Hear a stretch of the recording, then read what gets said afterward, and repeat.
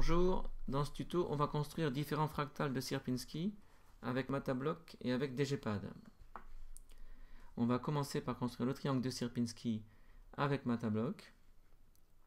La version que l'on va construire sera dynamique par rapport aux trois sommets du triangle. Donc on a lancé ici Matablock en se rendant à son adresse et en utilisant le navigateur Firefox. Pour construire le triangle de Sierpinski, il faut commencer par construire les sommets du triangle. Donc dans Matablock, ça se fait ici, dans cette palette, ici, dans ce menu. Alors j'ai deux possibilités, je crois que je crée un point comme ça. Donc, et c'est l'utilisateur qui nomme le point, et ce sera ça un peu la référence. Donc si je fais ça, ça me crée un point A. Alors le petit problème qui peut potentiellement se poser quand on procède ainsi, c'est que si je duplique, et que je peux créer un deuxième point A ici, enfin au moins j'en ai l'impression, mais si donc par exemple je commence par faire un point en -1 puis un point en 1, 2, si je fais ça, eh bien on obtient bien les deux points, sauf qu'il y a manifestement un problème parce que dans DGPad, deux objets différents ne peuvent pas avoir le même nom. Donc le premier point c'est effectivement, son nom c'est effectivement A, mais le deuxième point, eh bien, son nom c'est A0. Et donc potentiellement cela peut poser des problèmes pour des programmes qui seraient plus compliqués que celui-ci. Et donc on va plutôt procéder autrement, donc en utilisant des variables JavaScript et en laissant DGPad nommer les points. Donc au lieu de faire ça, on va créer trois variables pour les points. Donc on va créer ici une variable qui va s'appeler S1 pour le premier sommet, qui contiendra le nom du premier sommet. Ensuite un nom, une variable S2. Et enfin une variable S3. Et ensuite, au lieu de créer le point A de cette façon, on mettra dans le sommet, non pas ici avec ce bloc, mais il faut un bloc qui renvoie quelque chose. Et donc, on laissera le logiciel nommer le point et on mettra son nom dans la variable S1. Donc ici, on procédera ainsi. Voilà, donc si on fait comme ça, eh bien, on va obtenir un point. Alors dont on ne connaît pas le nom, c'est DGPad qui a nommé le point, mais je sais qu'il est dans S1. Et ça c'est contrôlé sans ambiguïté, compte tenu que la gestion des variables, elle est ici gérée par Blockly ici de façon très claire. Donc ensuite on duplique ce bloc et on recommence. Donc ici en 1, 0, on va mettre S2 et on duplique et en... Alors il faut choisir, la version va être dynamique par rapport aux trois sommets, donc c'est pas trop grave. Mais on va prendre un peu des coordonnées voilà, qui paraissent raisonnables. Donc par exemple ici, j'exécute, donc j'obtiens voilà, les trois sommets du triangle. On zoome pour avoir un zoom sur la fenêtre qui soit cohérent avec ce choix-là. Donc vous voyez qu'on a bien ici la position des points. Donc ensuite, on veut créer une fonction récursive qui va me donner le triangle de Sierpinski. Et on se rend compte qu'on va avoir besoin de l'outil milieu et que par défaut, cet outil, il n'est pas dans Matablock. La philosophie étant que dans Matablock, dès lors qu'on a besoin d'un outil, eh bien, il faut le créer par macro, puis le basculer dans l'interface ici, bloc, en utilisant le bouton macro. Donc c'est ce qu'on va faire ici. Alors on pourrait utiliser les deux points, enfin deux des points qui sont ici, mais pour que ce soit plus clair, on va construire les points. On va d'abord supprimer ces points-là et les construire les points ad hoc ici, en utilisant deux points ici et en construisant leur milieu. Donc on utilise l'outil milieu infixé ici par rapport à ce point, et donc là on a bien créé le milieu de ces deux points et on peut créer la macro correspondante. Donc on utilise ce bouton, on désigne d'abord les initiaux, et donc potentiellement DGPad voit que le seul final ça peut être M1 que je désigne ici, et donc j'appelle cette macro milieu et je fais OK. Et j'ai donc une macro milieu. Et donc cette macro, maintenant, on peut l'utiliser. Alors elle est là, elle est disponible. Là. Donc si j'efface ceci, on pourrait maintenant dans la figure, utiliser. Alors là, ici on est dans DGPad quasiment. C'est une version un peu modifiée, mais c'est quasiment DGPad. On pourrait utiliser milieu. Donc, alors il faut désigner les points correspondants. Voilà, et donc ça crée le milieu. Voilà, mais donc nous c'est pas ce qu'on va faire ici. Nous on va utiliser, on va basculer la macro de ce côté pour l'utiliser par script ici, en utilisant un bloc ici. Donc il faut faire passer la macro qui est ici sous forme d'un bloc ici. Donc c'est une forme un peu comme un execute macro de car metal. Donc c'est ce qu'on va faire ici. Donc on utilise le bouton macro et donc les macros qui sont présentes ici sont basculés ici. Donc s'il n'y en a qu'une, voilà. Et donc elle apparaît ici. Et donc là ici on pourra développer ce bloc et voir que ben voilà, mais ça c'est une macro. C'est un bloc macro, un bloc milieu qui me construit le milieu de 2 points. Donc il y a 2 paramètres, P1 et P2. Donc voilà. Donc voilà. Et on peut l'utiliser ici, elle est définie, et on peut l'utiliser ici. J'ai créé un outil que je peux utiliser et dont je vais avoir besoin pour créer mon triangle de Sierpinski. Alors maintenant, il faut construire une fonction récursive. Alors cette fonction, on va la créer ici en utilisant les sous-programmes. Et donc je vais l'appeler Sierpinski. Voilà. Et donc maintenant il faut lui donner des paramètres. Alors les paramètres ici ça va être 3 points et un niveau, une profondeur de récursion ici.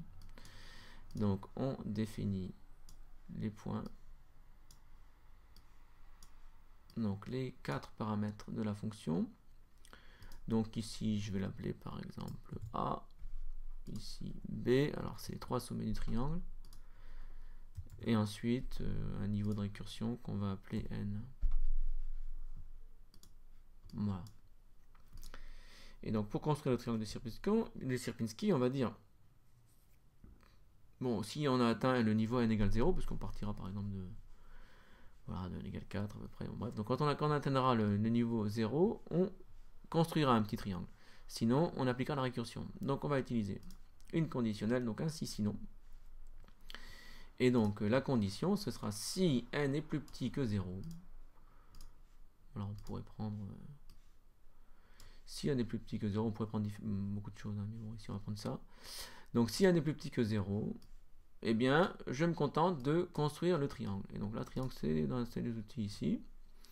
Alors voilà, je voudrais le mettre, mais là je peux pas. Donc effectivement, ici, pour éviter qu'il y ait de blocs, on a mis à disposition un sabot comme ça, qui permet de transformer un bloc avec retour en un bloc sans retour. Alors il va se nommer... alors oui, alors, il va se nommer ici. Alors pareil, même problématique que pour les points. Donc ici, je pourrais me contenter. Bon, je vais faire ça dans un premier temps. Je construis le triangle ABC ici. Voilà. A, B. Et je duplique ça. C. Bon. Donc ça construit le triangle ABC. Sinon, eh bien, il faut que je construise les milieux de ABC en utilisant la macro qui est à ma disposition et que je réapplique la récursion. Donc j'ai besoin de variables locales ici, donc on va créer ces variables. Et alors ici, pour que les variables soient locales, il faut les faire précéder de local-bas. Et donc je vais l'appeler par exemple milieu de AB. Voilà. Ensuite local milieu de BC. Alors j'ai pas mis un tiret bas et c'est problématique ça. Voilà. Et enfin créer une variable locale M AC, milieu de AC. Je fais OK. Donc on a ici nos 3 variables qui sont potentiellement des variables locales et qui ne vont pas se comporter exactement comme des variables standards. Et j'ai besoin de ça ici.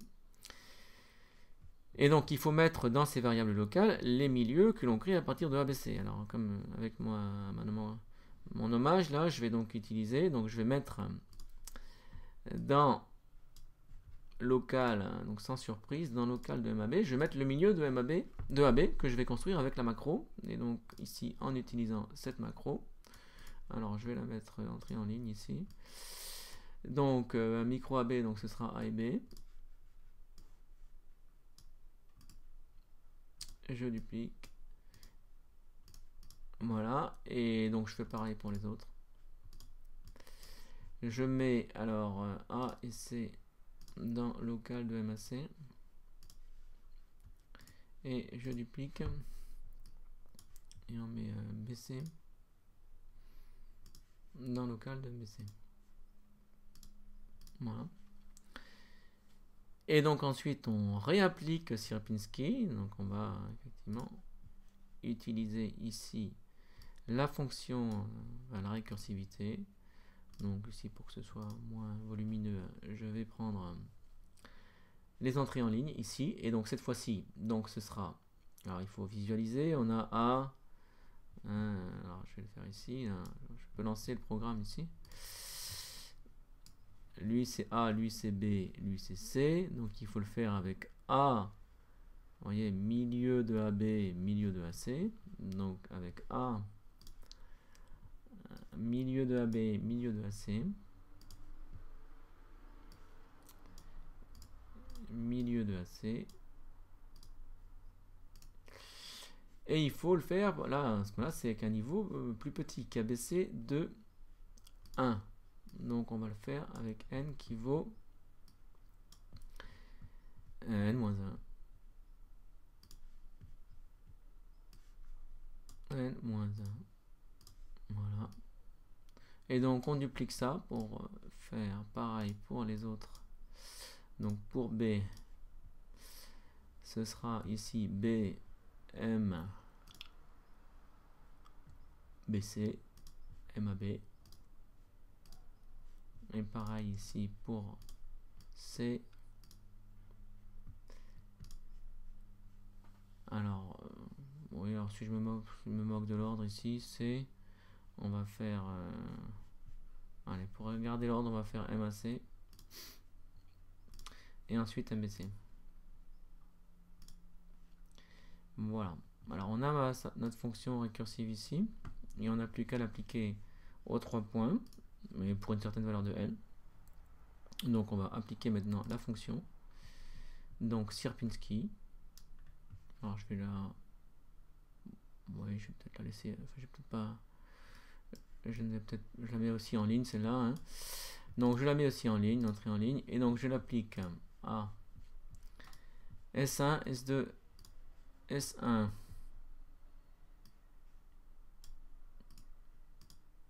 S2.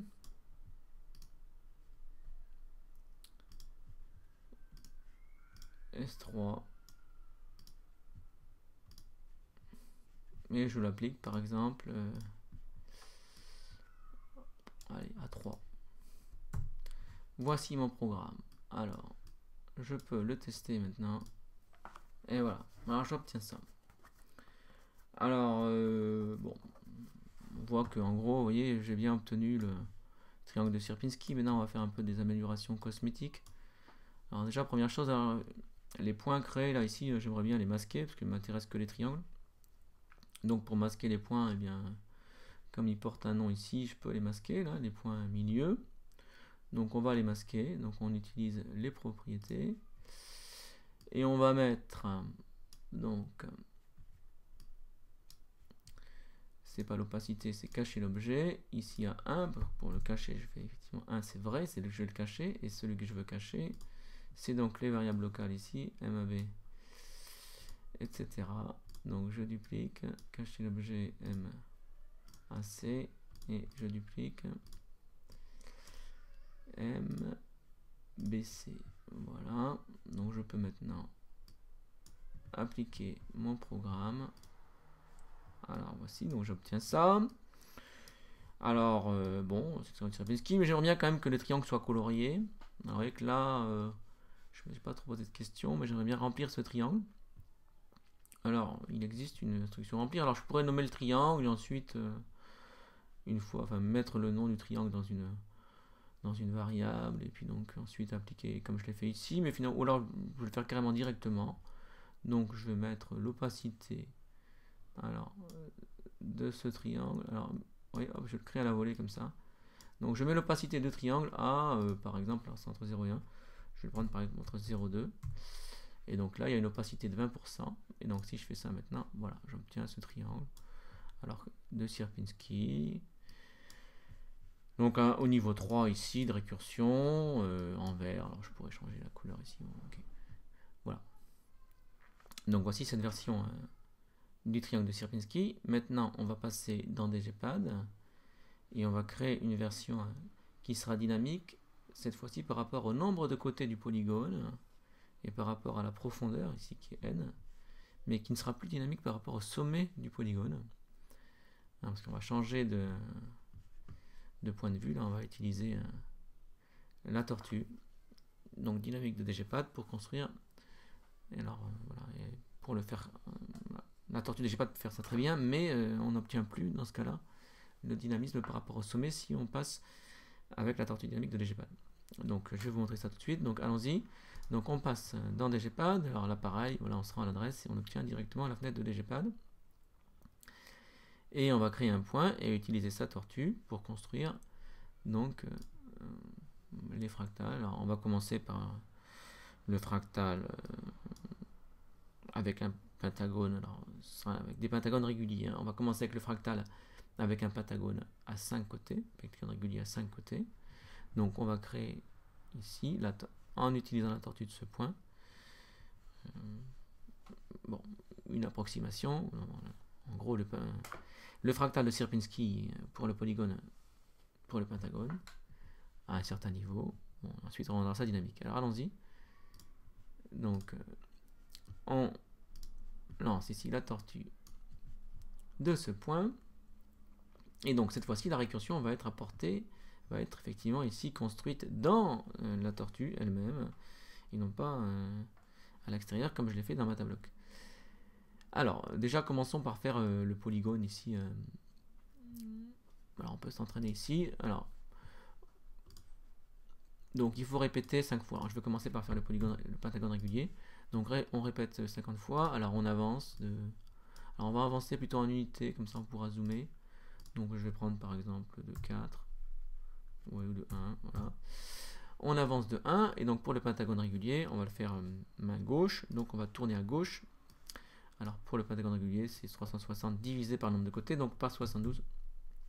Et on obtient, alors, sauf qu'il faudrait qu'il me valide ça, voilà, ce pentagone. Alors en zoomant ici, j'obtiens ici ce pentagone régulier. Voilà, mais sauf que maintenant, nous on souhaite que ce soit comme précédemment, faire une figure effectivement qui me remplisse ici les petits pentagones que j'aurais construits en évidant progressivement le pentagone central selon le procédé de Sierpinski. Donc on rouvre ici la tortue et donc on va faire pareil que la fois dernière, à savoir ici. Alors on ne crée pas les points, donc je n'ai pas à créer les points, je vais l'appliquer directement et c'est pour ça que ce ne sera pas dynamique par rapport au sommet parce qu'ils vont être créés ici directement par la tortue.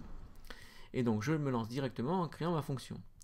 Donc ma fonction, comme précédemment, à ceci près que ici, il y aura juste la distance et le niveau de profondeur comme paramètre. Donc, je prends deux paramètres qui seront la distance, que je vais appeler D, et la profondeur, que je vais appeler N. Voici. Et donc, tout comme précédemment, si N est plus petit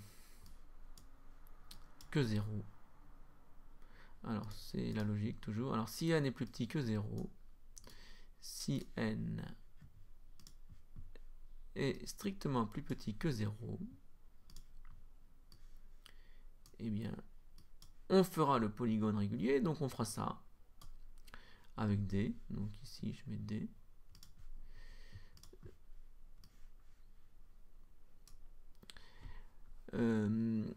Sauf que je voudrais remplir effectivement ici, donc en fait on va poser la tortue ici, on va poser la tortue, ensuite on duplique parce que juste après avoir rempli je lèverai pour faire un nouveau tracé, donc je lèverai la, mais ici je vais remplir ici avec une certaine couleur, donc dans tortue je vais remplir ici, où est-ce que c'est, je vois rien. Ici, remplir avec une certaine opacité. Voilà, donc je vais remplir avec 20%, ça suffit ici. Voilà. Donc voici mon bloc. Alors, je vais lui donner un nom quand même. Alors, je vais l'appeler Sierpinski. Voilà. Donc, si n est plus petit que 0, je fais le pentagone et je le remplis avec une opacité de 20%. Et sinon, comme précédemment, alors on va dupliquer ça. Donc, on refait le pentagone, sauf que au niveau de chaque côté, ici, on refera un pentagone plus petit. Alors, il faut refaire Sierpinski.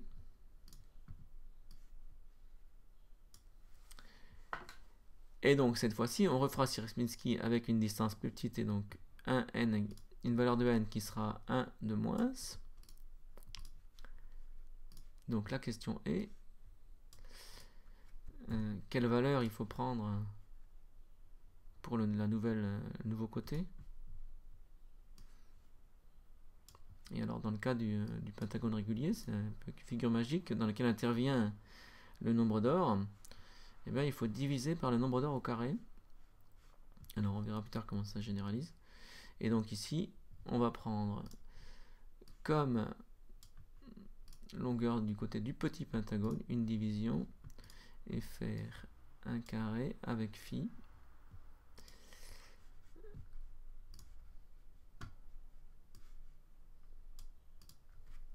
Voici. Alors on va aller chercher phi qui est là. Et on prend D. Voilà. Et donc voilà, si on fait ça, on avance de D unités et on fait ça. Ok. Et donc normalement, si on utilise maintenant la fonction Sierpinski et qu'on la lance, alors on va la lancer ici avec D égale à 1 et une valeur de n. Alors on va voir directement, vous voyez la transformation avec DGPad. Il applique directement les transformations que l'on met ici. Et donc on va mettre pour n égale 4 comme précédemment. Voilà. Et on obtient ici voilà, donc le fractal de Sierpinski pour un pentagone régulier à 5 côtés. Un pentagone régulier. Et voilà, donc avec une profondeur de 4 ici. Alors, ce qui est possible et ce qui est intéressant ici dans DGPad, c'est que on peut rendre dynamique le nombre de côtés et la profondeur. Ce ne sera pas beaucoup plus compliqué en adaptant ce script. Et c'est ce qu'on va faire maintenant. Donc on va créer 2 curseurs dynamiques. Et on va construire, on va adapter le code ici pour que ça tienne compte de ces curseurs. Et que donc le fractal soit dynamique par rapport à la profondeur et au nombre de côtés du polygone. Alors on commence par créer les curseurs en question. Alors il y aura un curseur qui sera le nombre de côtés du pentagone. Alors on va lui donner une valeur au départ de 5. On va dire que le minimum, alors a priori c'est 3. Et un maximum, on va prendre 10. Alors on valide ici. Alors j'ai mon curseur, on va l'appeler K parce que j'ai envie qu'il s'appelle K. Et on va prendre un incrément entier parce que c'est un nombre de côtés et que donc c'est une valeur entière. Donc voici mon curseur K. Et maintenant on va faire un curseur pour la profondeur. Alors on recommence. Alors on va faire une profondeur de 3 pour commencer. On va prendre un minimum de 0 et un maximum. Alors il ne faut pas être trop gourmand. Je prends 8 ici. C'est déjà gourmand, hein, 8. Hein. Et on va prendre ici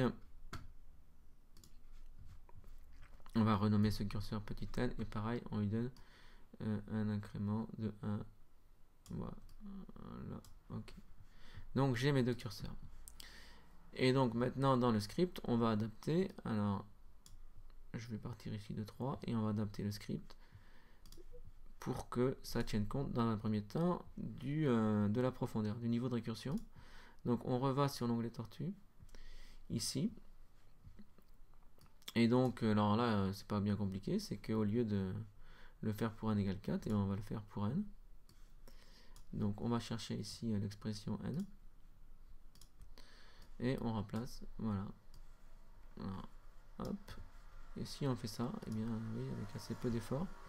Alors je vais pas aller trop loin, ça risque de le faire un. Allez, 4, 5. Moi je reviens après. Voilà. Et pour 0, 1, 2, etc. Alors pour 0, ça fait ça. Ok. Bien, donc maintenant on va rendre la figure dynamique par rapport à K. Donc on recommence ici et on adapte le script. Alors, il n'y aura pas 5 côtés, il y aura qu'un côté.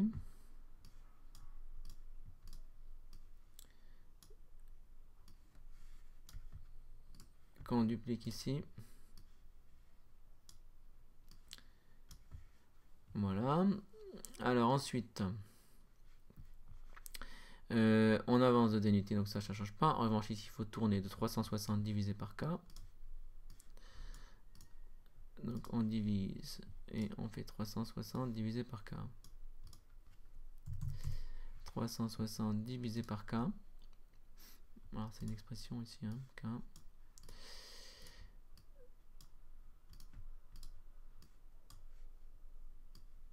Voici, et donc pareil ici, on duplique et on va le mettre ici.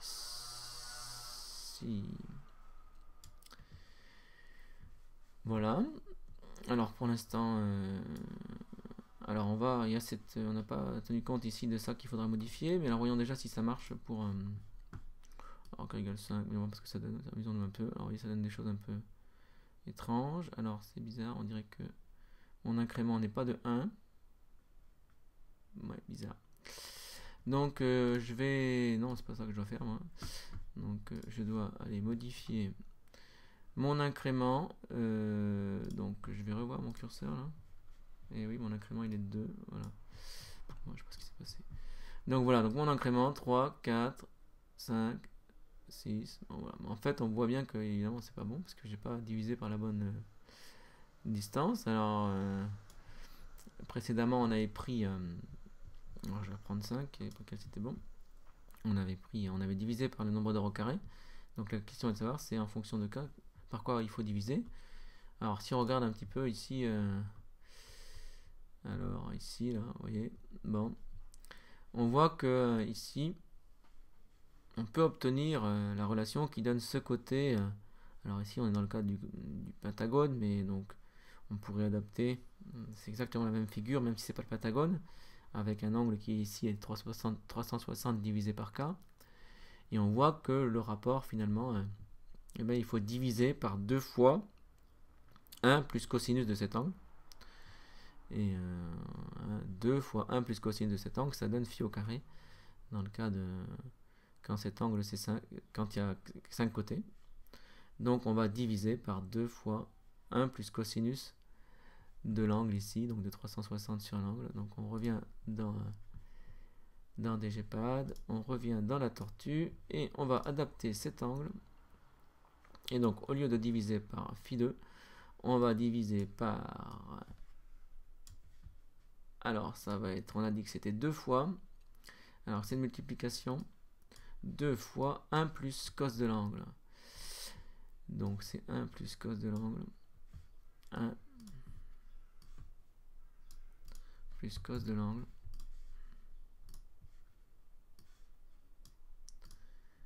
Et l'angle c'est donc 360 divisé par k.